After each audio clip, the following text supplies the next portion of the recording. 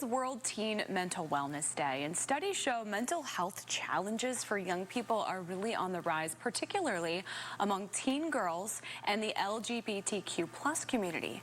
Mental health experts say parents play a vital role in their children's well-being. They really suggest having candid conversations about their mental health.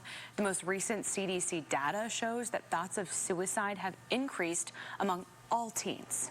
Sadly, self-harm is becoming more and more common as well among young people, and a national study showed about 4% of people in this country hurt themselves, and a majority of those are college students. So joining us now to talk a little bit about the signs you can watch out for, how to talk to your kids, is Michael KLINKNER, a local licensed social worker, and he's here with us in studio. Thanks so much for being here. Thank you for having me.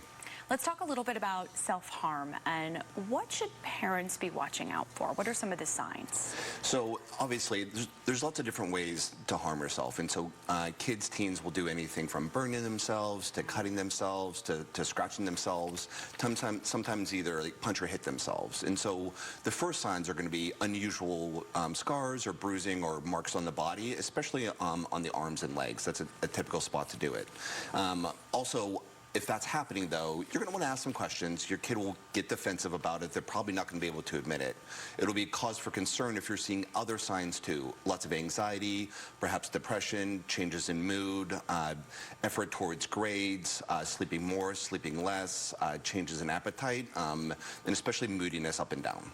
What leads young people to harm themselves? So there's a couple different main reasons for it. One is it ends up being a dysfunctional way to compensate for big emotions. And so there's lots of different reasons for doing it, but on a dysfunctional level, it makes them feel better. And so the hurting of themselves, sometimes it's about punishment, sometimes it's about getting the feelings out, sometimes it's about as a way to create the scars.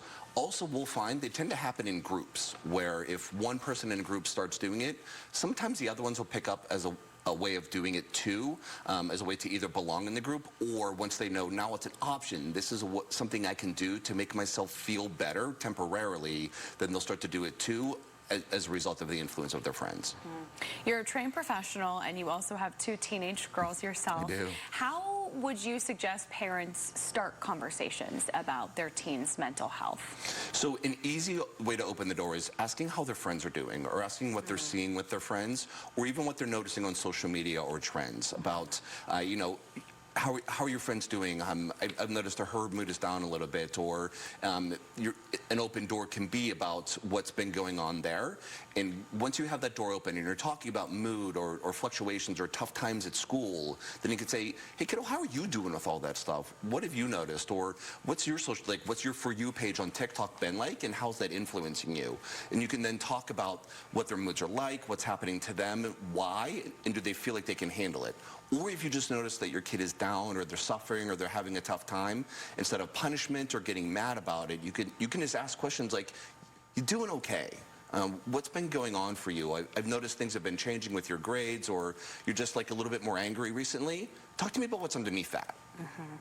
So having those conversations is really important. What are some other steps parents can take to help their children if they think that they might be hurting themselves?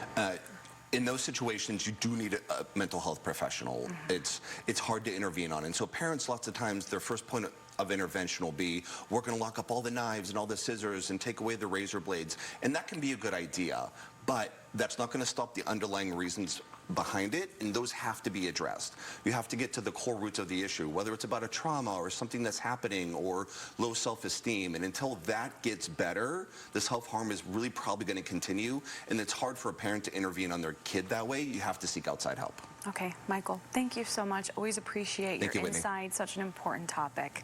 Well, if you or someone you know is struggling with self-harm or has thoughts of suicide, you can call the Suicide Prevention Hotline. That number is right on your screen. It is 988. You can also text it as well.